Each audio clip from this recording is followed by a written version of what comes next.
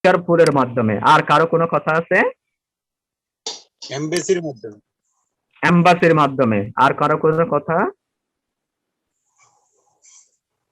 বাংলাদেশের সাথে স্যার হ্যাঁ, বাংলাদেশের সাথে স্যার অন্যান্য দেশের যে দেশের চুক্তি আছে আসামি স্যার ল হস্তান্তরের, মিনিস্ট্রি দিয়েও তো যাইতে পারে স্যার। ওই রকম দেশে যদি ওই লোকটা থাকে, তাহলে ওই দেশে যদি বাংলাদেশের কোনো অপরাধী থাকে, তাহলে ওই দেশের পুলিশ গ্রেপ্তার করে বাংলাদেশে পাঠাবে। আর বাংলাদেশে যদি ওই দেশের কোনো আনওয়ান্টেড পারসন থাকে, বাংলাদেশ থাকে, ও তাদের বাংলাদেশের আইন শৃঙ্খলা বাহিনীর মাধ্যমে তাকে অ্যারেস্ট করবে। এই কথাটা আমাদের সিআরপিসি সেকশন 93 এর বি তে বলা আছে। 93 বি তে 93 বি তে 93 বি তে। এখন আপনি যদি ফরেন জুরিসডিকশনে যদি কেউ যদি বসবাস করে, আপনার যদি এরকম যদি মনে হয় যে কোন বিদেশে যদি এরকম বসবাস করে, তাহলে আপনি বাই পোস্টের মাধ্যমে অথবা অন্য কোনো উপায়ে ওখানকার যে অফিসার আছেন, ওখানকার যে জাজ আছেন অথবা presiding officer of that court, ওখানকার কোর্টের যিনি প্রিসাইডিং অফিসার আছে তার বরাবর আপনি একটা বাই পোস্টে অথবা অন্য কোনো পদ্ধতিতে আপনি ওয়ারেন্টটা ওই জায়গায় পাঠিয়ে দিতে পারেন এবং সেখান থেকে আপনি ওখানেই আপনি ওয়ারেন্টটা এক্সিকিউট করতে পারবেন। এই কথাটা কিন্তু আমাদের সেকশন 93 এর বি তে বলা আছে। 93 বি তে বলা আছে। 93 বি তে বলা আছে। বলো প্লিজ। স্যার ল মিনিস্ট্রির মাধ্যমে কি যাইতে পারে না ওয়ারেন্টটা স্যার? কিসের মাধ্যমে? স্যার ল মিনিস্ট্রি। ল মিনিস্টারের মাধ্যমে, হ্যাঁ, আপনি তো ফরেন ইয়ার মাধ্যমে, ফরেন মিনিস্ট্রির মাধ্যমে আপনাকে এই বিষয়টা পাঠাইতে হবে। ল মিনিস্ট্রির মাধ্যমে পাঠাইতে পারবেন। এখন কথা হচ্ছে আপনি কিভাবে পাঠাবেন সেটা হচ্ছে যে আপনি আপনার ডিপেন্ড করবে সেটা। যেমন আপনি বাই পোস্টের মাধ্যমে পাঠাইতে পারেন, বাই পোস্টে, তাহলে আপনি সরাসরি পাঠাই দিলেন, হ্যাঁ, অথবা হ্যাঁ ল মিনিস্ট্রির অধীনে আপনি চাইলে সিল দিয়েও কিন্তু আপনি নিজেই বাই পোস্টের মাধ্যমে একটা পাঠাই দিলেন। তাহলে এই হচ্ছে সমস্যা। তাহলে ইংল্যান্ডের কি অবস্থা দেখি এবার আমরা। আমাদের কথাটা তো আমরা বললাম, এবার ইংল্যান্ডের কথা কি আছে। আমরা বলেছি যে কি আমাদের হচ্ছে কমন ল কান্ট্রি, আমরা ইংল্যান্ড থেকে ধার করে কিন্তু আমাদের সব সিভিল এবং ক্রিমিনাল জুরিসডিকশন ম্যাক্সিমাম সময়ে আমরা এই বিষয়গুলো কিন্তু আমাদের দেশে ইনক্লুড করছি। সুতরাং ওখানকার যে অনেকগুলো যে প্রসিডিউর যেগুলো আছে সেগুলোর সাথে আমাদের দেশের অনেকগুলো ম্যাচিং করে যায়। সুতরাং ওয়ারেন্টের যে বিষয়টা বলা আছে সেটাও কিন্তু আমাদের দেশের সাথে একেবারে ম্যাচিং করে। সেজন্য বলা আছে যে কি এই যে ইংল্যান্ডের অধীনে আপনি যদি কাউকে যদি ইংল্যান্ডের জুরিসডিকশনে যে ওয়ারেন্টের কথা বলা হচ্ছে সেটাও আমাদের দেশের কোর্টের মতোই, আমাদের দেশের মতোই।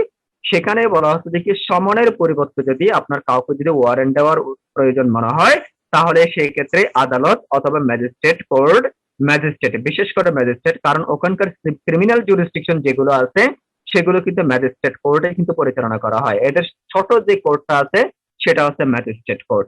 এর উপরে যে কোর্টটা আছে সেটাকে বলা হচ্ছে ক্রাউন কোর্ট, ক্রাউন কোর্ট। তাহলে একদম সর্বনিম্ন স্তরে যে ক্রিমিনাল কোর্টটা আছে সেটাকে বলা হচ্ছে ম্যাজিস্ট্রেট কোর্ট, এর উপরে যে কোর্টটা আছে সেটাকে বলা হচ্ছে ক্রাউন কোর্ট। এগুলো হচ্ছে মেইনলি হচ্ছে ক্রিমিনাল ম্যাটার গুলো ডিল করে থাকে। সুতরাং কোন ম্যাজিস্ট্রেট কোর্ট অথবা কোন ক্রাউন কোর্টের কাছে যদি মনে হয় যে তাহলে ওই রিকুইজিশন পাঠানোর পর অথবা সমান পাঠানোর সাথে সাথে তাকে আরেকটা মানে ওয়ারেন্ট ইস্যু করা দরকার, তাহলে সেক্ষেত্রে তার প্রতি ওয়ারেন্ট ইস্যু করতে পারে। তাহলে এখানেও কিন্তু একই কথা বলা আছে, সেটা হচ্ছে কি ওয়ারেন্ট যখন কোনো ইস্যু করা হবে ইংল্যান্ডের অধীনে, তখন আপনাকে যে কোর্ট সেই ওয়ারেন্টটা ইস্যু করতে সে কোর্টের নাম থাকতে হবে। 2 নম্বর জিনিসটা থাকতে হবে সেটা হচ্ছে যে অ্যাকিউজড ব্যক্তি আছেন, অভিযুক্ত ব্যক্তি আছে, তার নাম এবং ঠিকানাটা ঠিকঠাক মতো লিখতে হবে। আর হচ্ছে যে কি কোন অপরাধের কারণে, কোন অপরাধের কারণে ওই ব্যক্তিটাকে আপনি ওয়ারেন্টটা ইস্যু করছেন সেই অপরাধটা স্পেসিফিক্যালি সেখানে ওয়ারেন্টের মধ্যে আপনাকে লিখে রাখতে হবে। 4 নম্বর যে বিষয়টা দরকার সেটা হচ্ছে যে কি ওখানকার যে ম্যাজিস্ট্রেটের যে সিগনেচার আছে অথবা ওখানকার যে ক্লার্কের যে সিগনেচার গুলো আছে সেগুলো অবশ্যই এখানে দিতে হবে। আর 4 নম্বর, এখানে 5 নম্বর যেটা ইম্পর্টেন্ট, খুবই ইম্পর্টেন্ট, সেটা হচ্ছে if the warrant is to be backed for bail any condition of bail imposed by the magistrate। তার মানে এখানে একটা কথা আমি বলেছি সেটা backed for bail, backed warrant, backed for bail। তার মানে হচ্ছে যে আপনি কাউকে যখন কোনো ওয়ারেন্ট ইস্যু করবেন, যেমন আগে বাংলাদেশের কথা বলে আমি ইংল্যান্ডের কথা পড়ে যাচ্ছি, আপনি কাউকে যখন ওয়ারেন্ট ইস্যু করবেন, কোন ব্যক্তিকে আপনি ওয়ারেন্ট ইস্যু করলেন, আপনি পুলিশ অফিসার হিসেবে ওয়ারেন্টটা নিয়ে তার কাছে গেলেন, যাওয়ার পর আদালতের ক্ষেত্রে আপনার কাছে যদি মনে হয় যে এই লোকটা অত বেশি বড় কোনো সিরিয়াস ক্রিমিনাল নয়, তাহলে সেক্ষেত্রে আপনি ওয়ারেন্টটা কার্যকর করার ক্ষেত্রে তাকে আদালতে ধরে না এনে তাহলে আপনি ওর প্রতি একটা সিকিউরিটি অথবা বেল বন্ড দিয়ে কিন্তু আপনি চাইলে কিন্তু তাকে ছেড়ে দিতে পারেন। এটাকে বলা হচ্ছে সিকিউরিটি এবং সিওরিটি দুইটা। একটাকে বলা হচ্ছে সিকিউরিটি আর একটাকে বলা হচ্ছে সিওরিটি। জিম্মাদার আর একটা হচ্ছে জামিনদার। এগুলো হচ্ছে এই টাকা কিছু কত টাকা দিবেন এবং এর পক্ষে কারা দুটিয়ালি করবেন, এই কথাগুলো আপনি কিন্তু ভালোভাবে একদম ওয়ারেন্টের পিছনে, ওয়ারেন্টের যে কপিটা থাকবে তার পিছনে লিখে আপনি আদালতে জমা দিতে পারেন। এটা কিন্তু আমাদের দেশের জুরিসডিকশনে আছে। ঠিক একই রকম কিন্তু জুরিসডিকশন কিন্তু ইংল্যান্ডেও আছে। এটাকে বলা হচ্ছে ওয়ারেন্ট ব্যাকড ফর বেল। কোনো ব্যক্তিকে ওয়ারেন্ট ইস্যু করলেন, ওয়ারেন্ট ইস্যু করার পর আপনার কাছে মনে হলো যে এই লোকটা এত বেশি সিরিয়াস কোনো ক্রিমিনাল নয়, তাহলে সেই ক্ষেত্রে ওয়ারেন্টটা কার্যকর করার ক্ষেত্রে আপনি তাকে ধরে না এনে তখন আপনি কি করলেন, তার কাছ থেকে কিছু কিছু সিকিউরিটি এবং সিওরিটিস নিয়ে ওই যে ওয়ারেন্ট যেটা আছে তার পিছনে সিল সহ নাম সহ এটা তাকে মানে ইয়া করে মানে কি বলা হয় এটাকে, তাকে বেল দিয়ে আপনি কিন্তু ওয়ারেন্টটা ফেরত নিয়ে আসতে পারেন এবং আদালতের কাছে আপনি চাইলে জমা দিতে পারেন। এটাকে বলা হচ্ছে ওয়ারেন্ট ব্যাকড ফর বেল। পিছনে কিন্তু আপনি সুন্দর করে লিখে ওয়ারেন্টটা কিন্তু আপনি বেল দিতে পারেন। আপনি পুলিশ অফিসার হিসেবে কিন্তু বেল দিতে পারেন। পুলিশ অফিসার হিসেবে আপনি চাইলেও কিন্তু এটা বেল দিতে পারেন। এখানেও যে কন্ডিশন গুলো যেটা বলা আছে সেটা হচ্ছে এখানকার যে ওয়ারেন্টটা আছে সেটাও অবশ্যই আপনাকে রাইটিং হতে হবে, লিখিতভাবে দিতে হবে, লিখিত দিতে হবে। আরেকটা এখানে কন্ডিশন আছে সেটা হচ্ছে যে কি আপনি যখন কাউকে ওয়ারেন্ট ইস্যু করবেন আপনি হুদাই কাউকে ওয়ারেন্ট ইস্যু করতে পারবেন না। ওয়ারেন্ট ইস্যু করার সময় যে অফেন্সটা আছে সেই অফেন্সটা অবশ্যই ইমপ্রেশনেবল হতে হবে। তার মানে এটার দ্বারা কোনো দণ্ড দেওয়া যাবে এরকম কোনো বিষয় হতে হবে না। নর্মাল জিনিস নিয়ে কিন্তু আপনি চাইলে ওয়ারেন্ট ইস্যু করতে পারবেন না।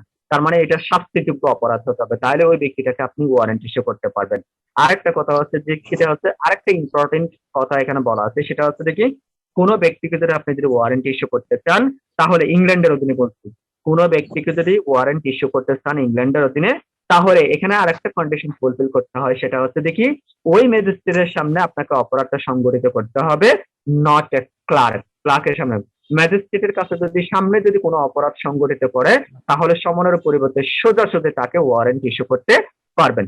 এই হচ্ছে বাংলাদেশ এবং ইংল্যান্ডের মধ্যে খুব বেশি কোনো পার্থক্য নাই, তবে একটা টার্মের কথা আমি বলেছি সেটা হচ্ছে warrant backed for bail. Warrant backed for bail আমি কিন্তু আপনাকে কোশ্চেনে এটা বলতে পারি ওয়ারেন্ট ব্যাকড ফর বেল বলতে আপনি কি বুঝেন। হুম, যদি কোনো ওয়ারেন্ট যদি নেসেসারি না হয় তাহলে যদি সেটা যদি লেস সিরিয়াস অফেন্স হয়ে থাকে তাহলে সেই ক্ষেত্রে আপনি ওয়ারেন্টের পরিবর্তে ওই ওয়ারেন্টের পিছনে তার নাম, ঠিকানা এবং সিকিউরিটি এবং সিওরিটিস গুলো লিখে আপনি চাইলে কোর্টে ফিরে আসতে পারেন। এটাকে বলা হচ্ছে warrant backed for bail. Warrant backed for bail. তাহলে এখানে ইংল্যান্ড এবং আমাদের হ্যাঁ আচ্ছা, আমরা জানি যে কি কোনো ব্যক্তিকে যখন সমন দেওয়া হয় সমন দেওয়ার সাথে সাথে একই সাথে একটা ওয়ারেন্টও দেওয়া হয়, তাই তো? এখন কত হচ্ছে কোনো ব্যক্তিকে আপনি একটা সমনে দিলেন সাথে সাথে ওয়ারেন্টও দিয়ে দিলেন। এখন বিষয়টা হচ্ছে যে কি তখন প্রথমে আপনার কাছে মনে হয়েছিল যে কি এই লোকটা খুব বেশি সিরিয়াস ক্রিমিনাল, মানে এটা বড় একটা অপরাধ করছে, কিন্তু আপনি যখন তাকে সমন দিতে গেলেন বা ওয়ারেন্ট দিতে গেলেন তখন আপনার কাছে মনে হলো যে এটা আসলে কোনো সিরিয়াস কোনো ক্রাইম ছিল না, অথবা এটা হচ্ছে লেস সিরিয়াস অফেন্স, ছোট একটা অপরাধ ছিল, ছোট একটা অপরাধ ছিল। এবং এই ক্ষেত্রে আপনি একটা কাজ করতে পারবেন সেটা হচ্ছে দেখি আপনি ওই যে সামনটা দেওয়ার পর অথবা ওয়ারেন্টের পরিবর্তে তাকে ধরে নিয়ে আসার পরিবর্তে ওই যে যে ওয়ারেন্টটা নিয়ে আপনি ওখানে তার কাছে গিয়েছিলেন সেখানে তার পিছনে ওয়ারেন্টের পিছনে তার নামটা, অপরাধীর নাম এবং তার যে সিকিউরিটি সিওরিটিস গুলো পিছনে লিখে এবং তাকে নির্দিষ্ট সময়ের জন্য আদালতে আসার জন্য একটা কন্ডিশন দিয়ে আপনি চাইলে তার আদালতে ফিরে আসতে পারেন। এটাকে বলা হচ্ছে দেখি তার মানে মানে সারেন্ডার টু বেইল। আপনি হচ্ছে দেখি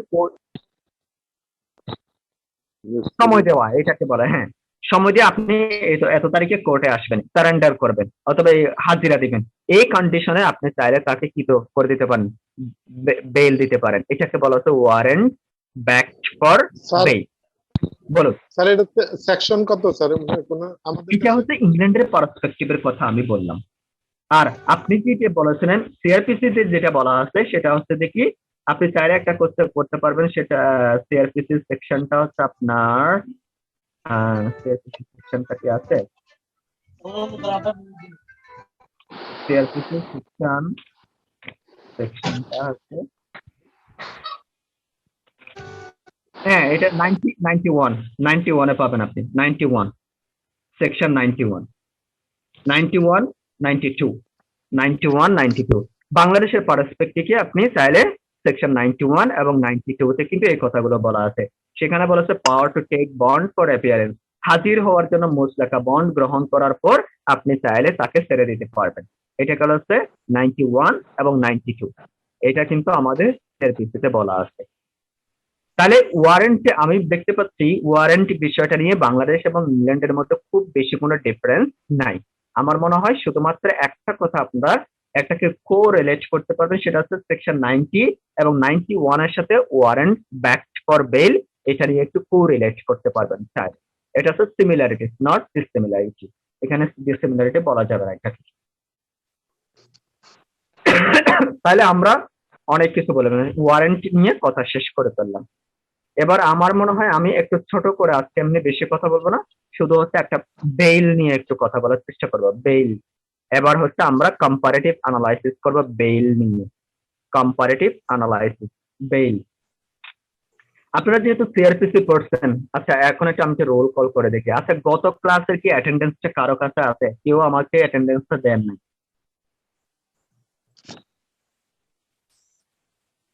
গত ক্লাসে কি অ্যাটেন্ডেন্সটা কারো আছে?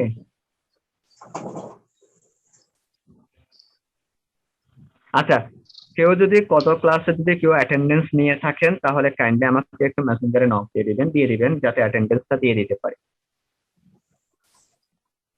স্যার কারা জানি বলছিলেন স্ক্রিনশট নিতে স্যার। ওকে যেন দিছে আমি তো ভুলে গেছি, কেউ আমারে পাঠাইও নাই।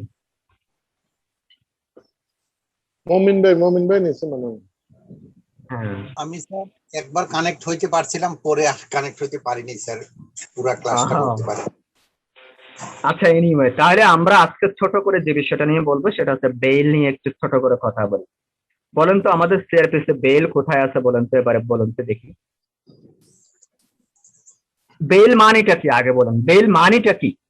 বেইল মানেটা কি? স্যার জামিন স্যার। জামিন, স্যার, এটা জানি, বাট বেইলটা আসলে কি, মানে এটা লিটারাল মিনিংটা কি? লিটারাল মিনিং বলতে আপনারা কি বুঝেন? স্যার বেইলটা কোন ব্যক্তিকে সেট ফ্রি, কোন ব্যক্তিকে মুক্তি দেওয়া, সেট ফ্রি যাকে বলা হচ্ছে, কোন ব্যক্তিকে মুক্তি দেওয়ার নাম হচ্ছে, সাময়িকের জন্য মুক্তি দেওয়ার নাম হচ্ছে বেইল। কোন ব্যক্তিকে সাময়িকের জন্য 496 সেকশন 496 না স্যার? 496 এ বলা আছে। গুড।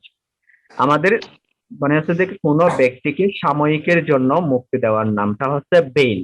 আমাদের সিআরপিসি থেকে আমরা পড়ছি সেখানে কিন্তু 496 থেকে 496 থেকে 502 পর্যন্ত, 496 থেকে 502 পর্যন্ত যে কটা সেকশন আছে সেখানে কিন্তু বেশিরভাগ সময় এই বেল সংক্রান্ত কথা বলা আছে। তবে কেন Yes, যেখানে sir. মোস্ট ইম্পর্টেন্ট সেকশনটা আছে 496, 97 এবং 98, এই তিনটে সেকশনটা হচ্ছে মোটামুটি হচ্ছে বেল সংক্রান্ত। এবার আমাকে একটু বলেন মানে স্যার জামিনযোগ্য হ্যাঁ 497 স্যার সেকশন এ তো ওমিটেড স্যার। কোনটা স্যার? স্যার 496 হুম 497 এর এ স্যার, 497 এর এ স্যার। 496 আছে, 497 আছে, 497 কটা বাতিল হয়ে গেছে, 497 কটা বাতিল হয়ে গেছে, আর Yes বাতিল sir, yes sir, yes sir. Right, এখন sir. প্রশ্ন হচ্ছে দেখি আমি কি জন্য প্রশ্ন করছিলাম কি আমি কি জন্য প্রশ্ন করছিলাম? স্যার বেইল সেকশন কততে আছে আচ্ছা সেকশন হচ্ছে 497 থেকে 502 নম্বর সেকশনে কিন্তু বলা আছে। হ্যাঁ এবার আরেকটা কথা বলছিলেন সেটা হচ্ছে দেখি কোন বিষয়টা মানে বেল দেওয়া হবে কি হবে না এটার উপর ভিত্তি করে অফেন্সকে কয় ভাগে ভাগ করা হয়? দুই ভাগে। একটা কথা বলা হচ্ছে বেইলেবল অফেন্স আর একটা Non bailable offense. এখন প্রশ্ন হচ্ছে এই যে কখন বেল দেওয়া হবে, কোনটা বেইলেবল অফেন্স আর কোনটা নন বেইলেবল অফেন্স, এই যে ক্রাইটেরিয়া গুলো আমরা কোথায় পাবো, আমাদের কোথায় আছে, এই যে কোনটা বেইলেবল অফেন্স কোনটা বেইলেবল অফেন্স নয়, এগুলো কি কোনো সেকশনে বলা আছে বাংলাদেশের মানে সিআরপিসির কোনো সেকশনে বলা আছে? নাই জি নাই, স্যার। সিআরপিসির কোন সেকশনে শিডিউল কিন্তু এই শিডিউল কথাগুলো টুতে বলা নাই আছে স্যার। কোন সেকশনটা হচ্ছে টুতে। বেইলেবল, কোন অফেন্সটা বেইলেবল, কোন অফেন্সটা বেইলেবল অফেন্স নয়, সেটা কিন্তু আমাদের সিআরপিসির কোন সেকশনে বলা নাই। তবে একটা জায়গায় আমি আবার বলছি, একটা জায়গায় বলা আছে, সেটা হচ্ছে কোথায়? Second to. শিডিউলে। সেকেন্ড শিডিউলে কোন কলামে বলা আছে?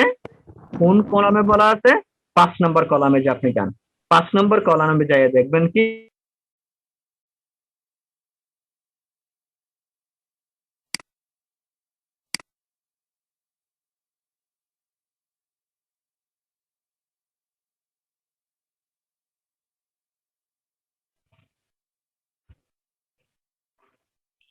ওয়ালাইকুম আসসালাম।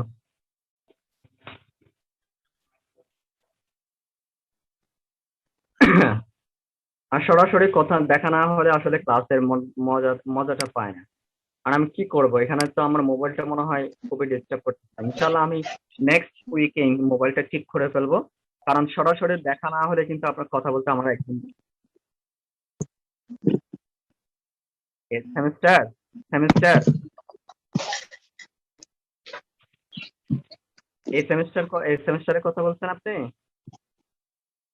এখন আপনি একটা বলেন, বিশ্ববিদ্যালয় হচ্ছে যে প্রথম কথা হচ্ছে বিশ্ববিদ্যালয় এখন হচ্ছে আশেপাশের যে বিল্ডিং গুলো আছে এগুলো আপাতত ছেড়ে দিচ্ছে।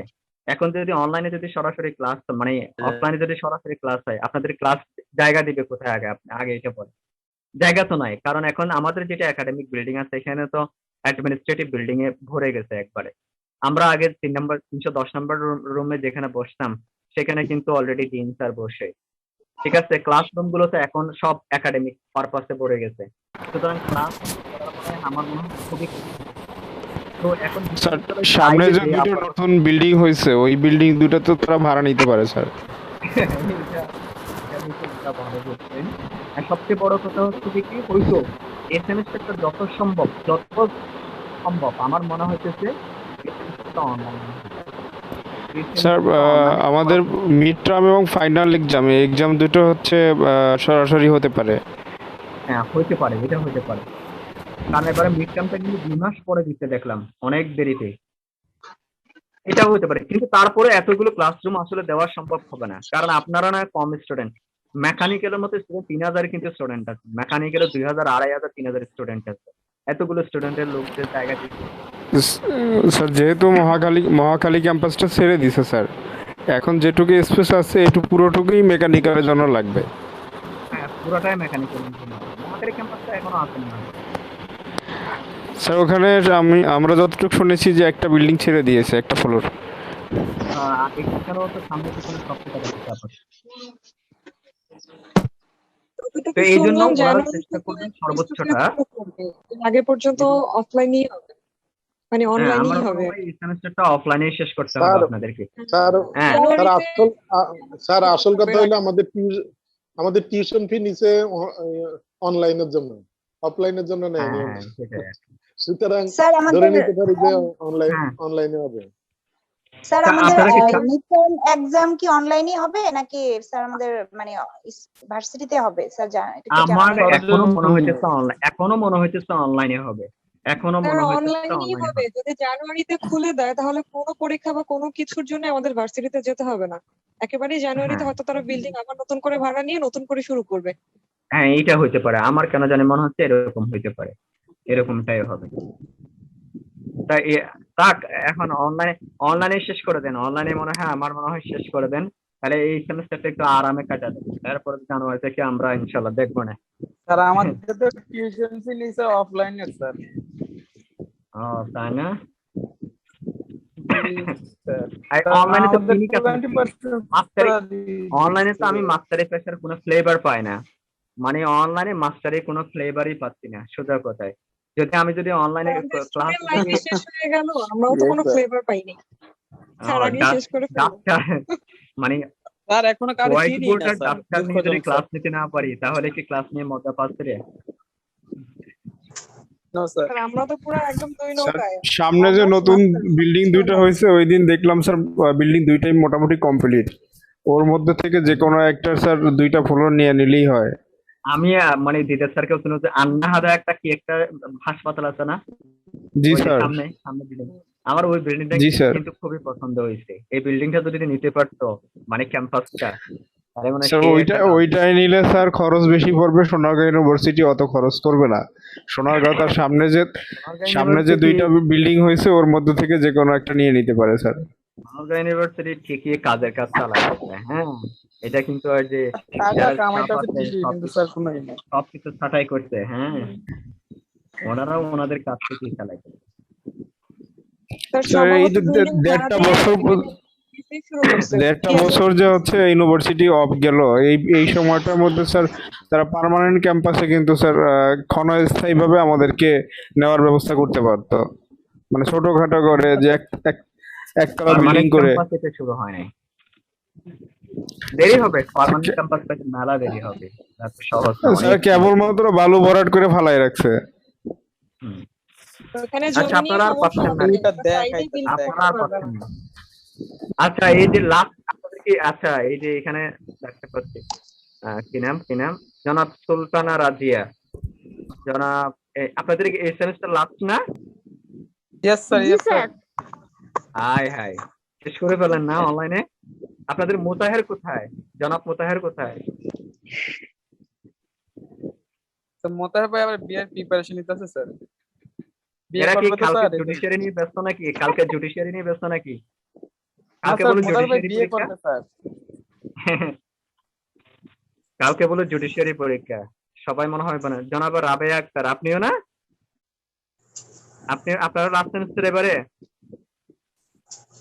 জি স্যার। জি স্যার, লাস্ট সেমিস্টার। আচ্ছা, আমার একটা কোশ্চেন আছে জনাব খালেদা আক্তারের প্রতি। আপনি তো 2 ইয়ার্স ওখানেও ক্লাস করেন, এখানেও ক্লাস করেন, আপনি কি এখানে মানে মানে বিষয়টা কি আমাদেরকে একটু ক্লিয়ার করবেন? স্যার আমার তো এই মানে মুহূর্তে এটা জানার টুয়েলভ এর জন্য, সাথে মানে কোনো আপনাকে ক্লাস ব্লেম হচ্ছে না। দেওয়ার জন্য, জানার জন্য, জাস্ট জানার জন্য আমার। কোনটা স্যার বুঝি নাই আমি। মানে আপনি তো 2 ইয়ার্স মনে হয় ক্লাস করেন। স্যার আমি বেসিক্যালি 2 ইয়ার্স এর স্টুডেন্ট, আর আমার একটু গ্যাপিং আছে। আমি 2014 তে এখানে এলএলএম শুরু করি। আমি সোনারগাঁও ইউনিভার্সিটির অ্যাডমিনিস্ট্রেশনে আছি একেবারে ফার্স্ট থেকে। তো আচ্ছা, তখন আচ্ছা, আমার আমার অনেক অনেক ক্রেডিট করা হয়েছিল, প্রায় 36 ক্রেডিটের মতো। ওইখান থেকে 21 ক্রেডিট গ্রান্টেড হয়েছে।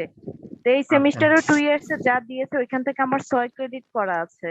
তো এইদিকে হুম। মাত্র 6 ক্রেডিট মিলে আর 1 ইয়ারের সাথে এইটা দিদার স্যার আমাকে দিয়েছে। আমার আরো দরকার, আমাকে দিতে পারছে না ক্লাস। আমি স্যার বরঞ্চ এখানকার ক্রেডিটটা কি শেষ আপনার করাতে ওখানে যোগ পারছি হবে? না। আমার হ্যাঁ হ্যাঁ স্যার, আমার এগুলার রেজিস্ট্রেশন হয়ে গিয়েছে, যোগ হবে। আচ্ছা।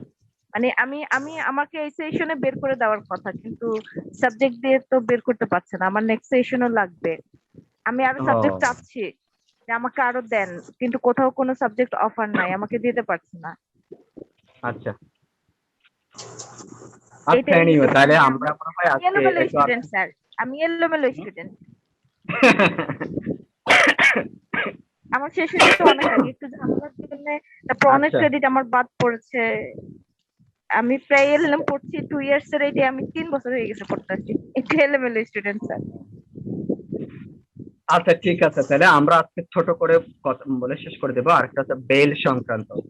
আমি যে বিষয়টা বলছিলাম, বেলটা হচ্ছে দেখি আমাদের কোন সিআরপিসি সেকশনে কিন্তু স্পেসিফিক্যালি কোন অপরাধটা বেইলেবল আর কোনটা অপরাধটা বেইলেবল সে ব্যাপারে কোনো স্পেসিফিক কোনো সেকশন নাই। তবে আমি আগেই বলেছি আমাদের একটা শিডিউল আছে, সেকেন্ড শিডিউল, সেখানে 5 নাম্বার কলামে কিন্তু একটা কথা বলা আছে, সেটা হচ্ছে কোনটা বেইলেবল অফেন্স আর কোনটা নন বেইলেবল অফেন্স। সুতরাং আপনাকে যদি কোনটা অফেন্স বেইলেবল আর কোনটা বেইলেবল অফেন্স নয় সেটা যদি আপনাকে খুঁজে বের করতে হয়, তাহলে আপনাকে অবশ্যই সেকেন্ড শিডিউলের 5 নম্বর কলামে যেতে হবে। সেখান থেকে খুঁজে বের করতে পারবেন কোনটা বেইলেবল অফেন্স, কোনটা নন বেইলেবল অফেন্স। তো বাংলাদেশের পার্সপেক্টিভে যে বেইলের কথাগুলো বলা আছে সেগুলো সেকশন 496 থেকে 502 নম্বর সেকশনের ভিতরে বলা আছে। 796 নম্বর সেকশনে যে কথাটা বলা আছে, কোন ব্যক্তিকে যদি বেইলেবল অফেন্সে যদি গ্রেফতার করা হয়, কোনো ব্যক্তিকে বেইলেবল অফেন্সের জন্য যদি কাউকে গ্রেফতার করা হয় এবং উইদাউট ওয়ারেন্টে যদি কোনো ব্যক্তিকে গ্রেফতার করা হয়, তাহলে সেক্ষেত্রে আদালত ওই ব্যক্তিটাকে বেইল দিতে বাধ্য থাকবেন। সুতরাং বেইলেবল অফেন্স যদি হয়ে থাকে এবং উইদাউট ওয়ারেন্টে যদি কোনো ব্যক্তিকে যদি গ্রেফতার করা হয়, তাহলে ওই ব্যক্তিটাকে আপনি ওই আদালত বেল দিতে বাধ্য থাকবেন। এবং এখানে 496 নম্বর 496 নম্বর সেকশনে শ্যাল শব্দটা ব্যবহার করা হয়েছে। শ্যাল তার মানে হচ্ছে আদালত এই ব্যক্তিটাকে বেল দিতে বাধ্য থাকবেন। শ্যাল মানে হচ্ছে শ্যাল প্রিজাম্পশন। শ্যাল প্রিজাম্পশন কিন্তু তিন ধরনের, একটাকে বলা হচ্ছে মে প্রিজাম্পশন, আরেকটা হচ্ছে শ্যাল প্রিজাম্পশন, তিন নম্বরটা হচ্ছে কনক্লুসিভ প্রুফ। আমরা এভিডেন্স অ্যাক্টে সেটা পড়ছি। সুতরাং শ্যাল যেখানে আছে সেখানে কিন্তু আদালত বাধ্য। তার মানে বেইলেবল অফেন্সে যদি গ্রেফতার করা হয় এবং উইদাউট ওয়ারেন্টে যদি কাউকে যদি গ্রেফতার করা হয়, তাহলে আদালত ওই ব্যক্তিটাকে বেল দিতে বাধ্য থাকবেন। হ্যাঁ, এবং এই কথাটা আমাদের 496 নম্বর সেকশনে বলা আছে। এবং এই কারণে যদি আপনাকে যদি গ্রেফতার করা হয়, তাহলে আপনি অ্যাজ অফ রাইট, আমি আবার বলছি, অ্যাজ অফ রাইট আপনি বেইল হিসেবে আবেদন করতে পারেন। বেইলের জন্য আপনি আবেদন করতে পারেন অ্যাজ অফ রাইট। এটা তো আপনার অধিকার, এটা কিন্তু কোর্টের ডিসক্রিশনারি পাওয়ার নয়। সুতরাং বেইলেবল অফেন্সে যদি গ্রেফতার করা হয়, উইদাউট ওয়ারেন্টে যদি গ্রেফতার করা হয়, তা আপনি অ্যাজ দ্য রাইট হিসেবে বেল দাবি করতে পারবেন। সেই কথাটা আমাদের 496 নম্বর সেকশনে বলা আছে। এবার প্রশ্ন হচ্ছে যে কি, কোনো ব্যক্তিকে যদি নন বেইলেবল অফেন্সে যদি গ্রেফতার করা হয়, কোনো ব্যক্তিকে নন বেইলেবল অফেন্স মানে অবশ্যই সেটা সিরিয়াস ক্রাইমস হতে পারে। সিরিয়াস মানে অর্থাৎ লেস সিরিয়াস নয়, কিন্তু এটা হাই সিরিয়াস, খুব বেশি সিরিয়াস রকম যদি ক্রাইম হয়ে থাকে, সেটাকে আমরা বলে থাকি নন বেইলেবল অফেন্স। কোনো ব্যক্তিকে যদি নন বেইলেবল অফেন্সের জন্য গ্রেফতার করা হয়, আপনি অ্যাজ অফ রাইট হিসেবে আপনি বেইলের জন্য আপনি অ্যাপ্লিকেশন করতে পারবেন না, আবেদন করতে পারবেন না। এটা কিন্তু আপনার অধিকার নয়। It is the discretionary of the power of the court. Court আপনাকে বেইল দিতে পারে, নাও দিতে পারে, দিতেও পারে। এখানে কিন্তু মে শব্দটা ব্যবহার করা হয়েছে, এখানে কিন্তু মে শব্দটা ব্যবহার করেছে। 497-তে কিন্তু মে হিসেবে শব্দটা ব্যবহার করেছে। সুতরাং মে যেখানে ব্যবহার করা হবে, সেখানে আপনি অ্যাজ অফ রাইট হিসেবে সেটাকে ক্লেম করতে পারবেন না। আদালত এটা পুরোটাই হচ্ছে তার ডিসক্রিশনারি পাওয়ার। তাহলে 497-তে মে শব্দটা ব্যবহার করা হয়েছে এবং সেটা নন বেইলেবল অফেন্স হবে। এই ব্যাপারে আদালত আপনাকে বেল দিতেও পারে, নাও দিতে পারে। তবে একটা কন্ডিশন আছে, সেটা হচ্ছে দেখি কোন কোন ক্ষেত্রে আপনাকে যদি কোনো ব্যক্তিকে যদি নন বেইলেবল অফেন্সের জন্য যদি গ্রেফতারও করা হয়, তারপরও কিন্তু আদালত চাইলে বেল দিতে পারে। কোন কোন ক্ষেত্রে? এক নম্বর কন্ডিশন সেটা হচ্ছে দেখি, কোনো ব্যক্তি যদি 16 বছরের কোনো যদি অপরাধী হয়ে থাকে, 16 বছরের কোনো যদি উইমেন হয়ে থাকে, কোনো ব্যক্তি যদি হয় 16 বছরের নিচে যদি কাউকে যদি গ্রেফতার করা হয় এবং সে যদি নন বেইলেবল অফেন্স হয়, তাহলে আদালত তাকে কি করে দিতে পারে, মানে হচ্ছে যে বেল দিতে পারে। এক নম্বর। দুই নম্বর, কোনো মহিলা ব্যক্তিকে যদি গ্রেফতার করা হয়, তাহলে তাকেও কিন্তু কি দিতে পারে, বেল দিতে পারে। তিন নম্বর, কোনো অসুস্থ ব্যক্তি, কোনো অক্ষম ব্যক্তিকে যদি গ্রেফতার করা হয়, তাহলে সেক্ষেত্রে ওই ব্যক্তিটাকেও কি করে দিতে পারে, বেল দিতে পারে। তাহলে আপনাকে প্রশ্ন করতে পারে, জুডিশিয়ারি বলেন, প্রিলিমিনারি কোয়েশ্চেন বলেন, বার কাউন্সিলে কোন ক্ষেত্রে নন বেইলেবল হওয়া সত্ত্বেও আদালত বেল দিতে পারেন। আপনাকে বলতে হবে তিনটা কারণে। একটা হচ্ছে 16 বছরের কম বয়স্ক লোক হইলে, অথবা কোনো উইমেন হলে, অথবা কোনো যদি sick ব্যক্তি হয়ে থাকেন। এই তিন ধরনের ব্যক্তিকে নন বেইলেবল অফেন্সের জন্য গ্রেফতার করা হলো, তাকে কি করে দেওয়া যাবে, বেল দেওয়া যাবে। এবার 498 যেটা বলা আছে সেটা কিন্তু আপনাকে অবশ্যই জানতে হবে। 498 কি বলা আছে প্লিজ বলুন। স্যার শিফাতিয়ারা শারমিন প্রেজেন্ট ছিলাম, কিন্তু স্যার আমার ফোনে চার্জ শেষ হওয়ার কারণে লাইনটা কেটে গেছে। আচ্ছা, প্রেজেন্ট থাকুন শেষ পর্যন্ত, বেশিক্ষণ না, বেশিক্ষণ ক্লাস করবো না, ততক্ষণ পর্যন্ত থাকুন। এবার 498 নম্বর সেকশন, এখানে যারা সিনিয়র স্টুডেন্ট আছে তাদের কাছ থেকে জিজ্ঞাসা করবো। হ্যাঁ, বলে বলছে জনাব সুলতানা রাজিয়া, জনাব সিনিয়র কে কে দেখো, রাবেয়া আক্তার, জনাব মোতাহের হোসেন। 498 কি আছে বলেন।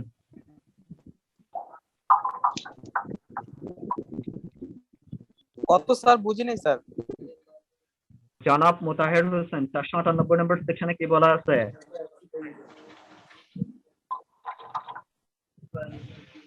এটা নিয়ে আমার সিনিয়র স্টুডেন্ট রেসপন্স করে না, কি বুঝলাম না, বলুন 498 তে কি বলা আছে? স্যার আগাম জামিন। আগাম জামিন বলে হবে না, এটাকে একটা টার্ম বলা হয় ইংরেজিতে, সেটার নাম বলেন। Sir power to direct admission sir. আর না, এটা জামিন এটাকে আরেকটা মঞ্জুর নাম করার বলা আছে, ক্ষেত্রে বলেন, জনাব অর্থের হ্যাঁ? যে পরিমাণ দেওয়া হয়, একটা বন্ড তো হুম। নেওয়া হয়, এই টাকাটা হ্রাস করার একটা ক্ষমতা দেওয়া হয়েছে। কাদেরকে দেওয়া হয়েছে? এটা দেওয়া হয়েছে যে ব্যক্তি জামিন মঞ্জুর করতে পারেন, অর্থাৎ ম্যাজিস্ট্রেটকে এই ধরনের একটা ক্ষমতা দেওয়া হয়েছে। আমি আচ্ছা, যতটুকু এটার নামটা কি? আমি নামটা শুনতে চাচ্ছি, একটা সুন্দর নাম আছে এটা, কোনটা? আগাম স্যার জামিনের নাম আছে ইংরেজিতে। এটা হলো এই আমি প্রথম দুটো anticipatory bail. Anticipatory bail anticipatory bail, good, এটাই শুনতে চাচ্ছি, অ্যান্টিসিপেটরি বেল, এটাকে বলা হচ্ছে আগাম জামিন। তার মানে হচ্ছে যে কি, কোনো ব্যক্তিকে গ্রেফতার করার আগে আপনি চাইলে আগাম জামিনের আবেদন করতে পারেন। প্রশ্ন হচ্ছে এখানে একটা কন্ডিশন আছে, সেটা হচ্ছে যে কি, ওই ব্যক্তিটা কোনোভাবেই গ্রেফতার হইতে পারবে না, গ্রেফতার হয়ে গেলে আর আপনি আগাম জামিন করতে, অ্যান্টিসিপেটরি বেলের জন্য আপনি আবেদন করতে পারবেন না। এটা হচ্ছে প্রথম কথা। প্রথম কন্ডিশন হচ্ছে আপনাকে কোনোভাবেই গ্রেফতার হওয়া যাবে না। যদি কোনোভাবে গ্রেফতার হয়ে যান তাহলে আপনি নর্মাল বেল নেবেন, এখানে কিন্তু অ্যান্টিসিপেটরি বেল নিতে পারবেন না। এটা হচ্ছে মেইন কথা। তাহলে আপনাকে যদি আগাম জামিন হইতে হয়, আপনি কোনোভাবেই অ্যারেস্টেড হইতে পারবেন না, তাহলে সেক্ষেত্রে অ্যান্টিসিপেটরি বেল হবে না। 2 নম্বর কথা হচ্ছে যে অ্যান্টিসিপেটরি বেল কারা দিবে? অ্যান্টিসিপেটরি বেল কে দিয়ে থাকে সাধারণত? একটাকে বলা হচ্ছে হাইকোর্ট ডিভিশন সাধারণত অ্যান্টিসিপেটরি বেল জামিন করে থাকে, আগাম জামিন দিয়ে থাকে। আরেকটা হচ্ছে, সেটা হচ্ছে কোর্ট অফ সেশন। তাহলে আপনাকে প্রশ্ন করতে পারে অ্যান্টিসিপেটরি বেল কার ক্ষমতা আছে, কার কার অ্যান্টিসিপেটরি বেল দেওয়ার ক্ষমতা আছে? 1 নম্বর বলবেন হাইকোর্ট ডিভিশনের ক্ষমতা আছে, 2 নম্বর কথা আছে আপনি কোর্ট অফ সেশন। কিন্তু আমরা ম্যাক্সিমাম টাইমে কিন্তু অ্যান্টিসিপেটরি বেলটা কিন্তু আমরা হাইকোর্ট ডিভিশনে করে থাকি। হাইকোর্ট ডিভিশন থেকে নেওয়া হয়। হ্যাঁ, কোর্ট অফ সেশনে কিন্তু আমরা অ্যান্টিসিপেটরি বেলটা খুব একটা দেখি না, দায়রা আদালতে কিন্তু আমরা অ্যান্টিসিপেটরি বেলটা খুব একটা বেশি দেখি না। ম্যাক্সিমাম টাইম আমরা হাইকোর্ট ডিভিশনে অ্যান্টিসিপেটরি বেলটা করে থাকি। তাহলে কোশ্চেনটা কোন জায়গায়, এখানে কেন এই কাজটা কেন হয়? আমরা কেন হাইকোর্ট ডিভিশনে বেশিরভাগ সময় অ্যান্টিসিপেটরি বেলটা প্রয়োগ করে থাকি? আমরা তো স্যার হ্যালো স্যার, আমরা তো সাধারণত চিফ জুডিশিয়াল ম্যাজিস্ট্রেট কোর্টে যখন বেল নামঞ্জুর করে তখন আমরা যাই কোর্ট অফ সেশনে আমরা যাই। আমরা যখন কোনো পার্সন অ্যাকিউজড হয়, কোনো ওয়ারেন্ট হয়, তখন সাধারণত আমরা দুইটা রাস্তা আমরা অবলম্বন করি। নাম্বার 1 হচ্ছে যে আমরা সরাসরি দা হাইকোর্ট ডিভিশনে যাই আগাম জামিনের জন্য, আর কোর্ট অফ সেশনে যাই আমরা। কোর্ট অফ সেশনও তো যেতে পারতেন, কেন ওখানে যান না? আমরা কোর্ট অফ সেশনে যাই সাধারণত, যেটা আমাদের যেটা বর্তমানে যেটা কাস্টম, সেটা হচ্ছে যে আমরা যখন চিফ জুডিশিয়াল ম্যাজিস্ট্রেট কোর্টে বেল চাওয়ার পরে যখন আমরা বেল পাই না, তখন ওইখান থেকে যে নামঞ্জুরের যে কপিটা আছে আমরা এটা সই মোহরি নকল উঠাইয়া তখন আমরা যে কোর্ট অফ সেশনে আমরা বেল চাই। আর যারা সরাসরি অ্যান্টিসিপেটরি বিল নিতে চায়, মানে গ্রেপ্তার হওয়ার আগে যখন মানে জানা যায় যে আমার কি হয়েছে, ওয়ারেন্ট হয়েছে, তখন ওয়ারেন্টের কপি উঠাইয়া আমরা সরাসরি দা হাইকোর্ট ডিভিশনে আমরা চলে যাই। তখন হাইকোর্ট ডিভিশনে যখন 6 সপ্তাহ অথবা 8 সপ্তাহের জন্য আমাদেরকে যে বেলটা মঞ্জুর করে, ওই বেলটা নিয়ে আমরা আবার নিম্ন কোর্টে যে দিন আমাদের লাস্ট ডেট থাকে, এর পরের দিন আমরা আবার নিম্ন কোর্টে আমরা হাজিরা দিই। এখন আমি একটু প্রশ্ন ছিল, অ্যান্টিসিপেটরি বেল আপনি তো কোর্ট অফ সেশনও করতে পারেন, কিন্তু সবসময় আপনি হাইকোর্ট ডিভিশনে করেন কেন? এইটার একটা অ্যান্সার এরকম হতে পারে, যেমন এই যে অ্যান্টিসিপেটরি বেলটা কিন্তু খুব discretionary power of the court, কোর্টের কিন্তু ডিসক্রিশনারি পাওয়ার। নরমালি কিন্তু আমরা কোর্ট অফ সেশনের চেয়ে হাইকোর্ট ডিভিশনের যে জাজরা আছে তাদেরকে কিন্তু কি বলা হয়, এদেরকে আমরা এফিশিয়েন্ট বেশি মনে করে থাকি, দক্ষ বেশি মনে করে থাকি। সুতরাং তাদের কাছ থেকে যে ডিসক্রিশনারি পাওয়ারটা আসবে, সেই ডিসক্রিশনারি পাওয়ারটা অবভিয়াসলি কোর্ট অফ সেশন যে আছে, মানে সেশন কোর্ট আছে, সেই সেশন কোর্টের চেয়ে অনেক ভালো হবে। তো যেহেতু অ্যান্টিসিপেটরি বেল জামিন করতে গিয়ে, মানে আগাম জামিন দিতে গিয়ে কোর্টকে তার ডিসক্রিশনারি পাওয়ার প্রয়োগ করতে হয়, সুতরাং কোর্ট অফ সেশনের চেয়ে কোর্ট অফ মানে হাইকোর্ট ডিভিশনের ডিসক্রিশনারি পাওয়ারটা খুব বেশি কার্যকর বলে মনে হবে, এবং এটা খুব সতর্কতার সাথে দেওয়া হয়। এই জন্য এই যে খুব সতর্কতার বিষয়, যে বিষয়টা আছে, সেটাকে আমরা ইন্ডিকেট করার জন্য মূলত হচ্ছে আমরা হাইকোর্ট ডিভিশনে করে থাকি, কোর্ট অফ সেশনে কম করে থাকি এটাকে। এখানে ডিসক্রিশনারি পাওয়ার জড়িত আছে, সুতরাং ডিসক্রিশনারি পাওয়ারটাকে স্যাটিসফাই করার জন্য মূলত হচ্ছে আমরা হাইকোর্ট ডিভিশনে করে থাকি। এখানে যেহেতু খুব বেশি স্ক্রুটিনাইজ করতে হয়, অনেক কিছু বিষয় খুঁটিনাটি জানতে হয়, এই জিনিসটা কিন্তু হাইকোর্ট ডিভিশনের জাজ যারা আছে তারা স্কিলড যেহেতু তারা বেশি ভালো জানবে, এই জন্য আমরা ম্যাক্সিমাম টাইমে কিন্তু হাইকোর্ট ডিভিশনে করে থাকি। আরেকটা কথা হচ্ছে লোয়ার কোর্টে যদি করে থাকি তাহলে সেই ক্ষেত্রে আদালতে কিন্তু আমার যে আছেন অ্যাকিউজড যে আছেন তিনি কিন্তু কি হয়ে যাওয়ার সম্ভাবনা আছে, অ্যারেস্ট হয়ে যাওয়ার সম্ভাবনা থাকে। সুতরাং হাইকোর্ট ডিভিশনে গেলে তাহলে আমি হাইকোর্ট ডিভিশন থেকে জামিন পাওয়ার পর মানে লোয়ার কোর্ট কিন্তু সেটা কিন্তু মানতে বাধ্য থাকে। সুতরাং তারা কিন্তু এই জন্য মানে হায়ার কোর্টের আদালত যেহেতু ডিসিশন কিন্তু যেহেতু লোয়ার কোর্ট মানতে বাধ্য, সুতরাং ওই ডিসিশনটাকে পাল্টাইয়ে এরা নিজেরা কিন্তু আমার অ্যাকিউজড যে আছে তাকে কিন্তু গ্রেফতার করতে পারে না। এই জন্য আমরা ম্যাক্সিমাম টাইম কিন্তু আমাদের বেইলটা মূলত হচ্ছে হাইকোর্ট ডিভিশনে করে থাকি। সো আমরা চাইলে কিন্তু কোর্ট অফ সেশনও করতে পারি। এখানে যেহেতু ডিসক্রিশনারি পাওয়ারটা জড়িত আছে, সুতরাং ডিসক্রিশনারি পাওয়ারটা হাইকোর্ট ডিভিশনের জাজরা বেশি এক্সারসাইজ করতে পারবে, এই জন্য আমরা অ্যান্টিসিপেটরি বেইলটা হাইকোর্ট ডিভিশনে করে থাকি। আপনাকে প্রশ্ন করতে পারে এটা আমরা কোর্ট অফ সেশনে না গিয়ে কেন হাইকোর্ট ডিভিশনে যাই বেশিরভাগ সময়, এটাকে বলা হচ্ছে অ্যান্টিসিপেটরি বেইল।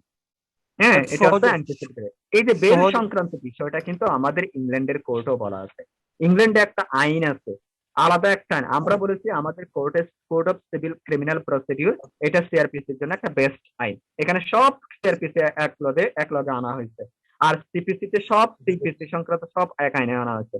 কিন্তু ইংল্যান্ডে আমরা কিন্তু অনেকগুলো আইন পাই, সেখানে তার মধ্যে বেইলের জন্য আলাদা কিন্তু একটা, এটাকে বলা হয় bail act, bail act 1976, bail act 1976 1976 সালে একটা বেইল অ্যাক্ট আছে।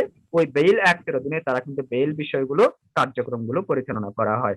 আমার মনে হয় এটা নিয়ে আমি আজকে আর কথা না বলি, কথা বেশি বলতে পারবো না আর, মানে আমি ইনশাল্লাহ নেক্সট ক্লাসে এই বেইল সংক্রান্ত ইংল্যান্ডের পারস্পেক্টিভে মোটামুটি বলার চেষ্টা করব। এই সংক্রান্ত বিষয়ে যদি কারো কোনো কোশ্চেন থাকে, আজকে যা পড়িয়েছি এর ভিতরে যদি কারো কোনো কোশ্চেন থাকে আপনারা আমাকে করতে পারেন। আমার কাশিটা এখনো দেন। হ্যাঁ, ওয়ারেন। হ্যাঁ,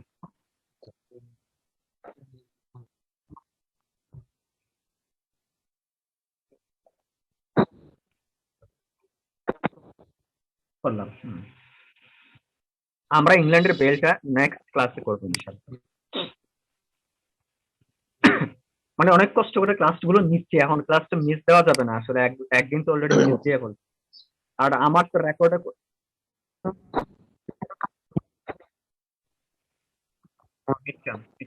মিডটার্ম মনে হয় পরে মাসে 15 তারিখের পরে হয়ে যাবে। আমরা অনেক দূর আগাইছি।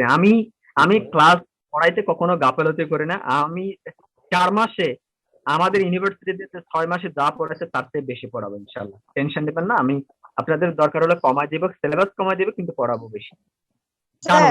জানুন বিষয়টা, জানুন এটা। স্যার আমাদের এক্সামে কোশ্চেনের প্যাটার্নটা স্যার কিভাবে হবে একটু বললে স্যার ভালো হতো। আমরা যেভাবে কম্পারেটিভলি পড়তেছি স্যার, এটা কোশ্চেনের প্যাটার্নটা। হ্যাঁ, কোশ্চেনের প্যাটার্নটা কম্পারেটিভ অ্যানালাইসিস হবে। আগের মতো কিন্তু বাচ্চাদের মতো প্রশ্ন পাবেন না। এখন কিন্তু আপনারা সিনিয়র হয়েছেন, সিনিয়রের মতোই কোশ্চেন পাবেন, ঠিক আছে? তবে আমি আপনাদেরকে একটা মানে এই যে পড়াচ্ছি লেকচার শিট দিচ্ছি, তো পাশাপাশি আমি আপনাদেরকে মানে দেখাই দেবো কিভাবে প্রশ্নগুলো হইতে পারে। ওকে স্যার, সময় আছে এখন।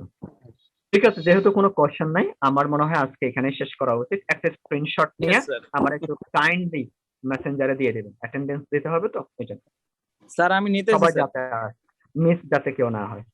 তাহলে ঠিক আছে, ভালো থাকুন, সুস্থ থাকুন। আগামী ক্লাসে আবার দেখা হবে ইনশাআল্লাহ। আল্লাহ হাফেজ। আল্লাহ হাফেজ। জি স্যার। স্যার আসসালামু আলাইকুম। স্যার আসসালামু আলাইকুম। জি স্যার।